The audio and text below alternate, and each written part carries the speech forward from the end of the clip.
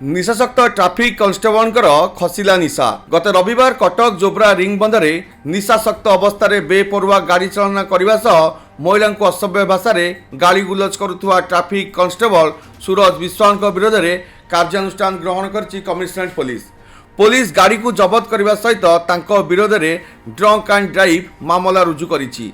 विरोध में विभाग कार्यानुष्ठान ग्रहण कराई।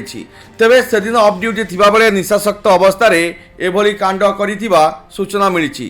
तेबे जदि कई अफ ड्यूटी थांती किंबा अन ड्यूटी थांती जदि कौनसी अप्रीतिकर परिस्थिति सृष्टि करती तेबे तांको विरोध में दृढ़ कार्यानुष्ठान ग्रहण करा बोली कटक डीसीपी ऋषिकेश खिलारी कहते।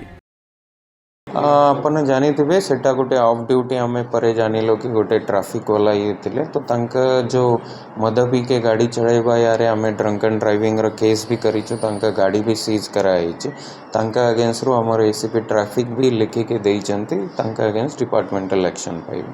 तो ये प्रकार जो भी ऑफ ड्यूटी था कि ऑन ड्यूटी था अगर किसी इनडिसिप्लिन कंडक्ट रहिबो तो हम तरफ रो काहा को भी किसी ये नहीं।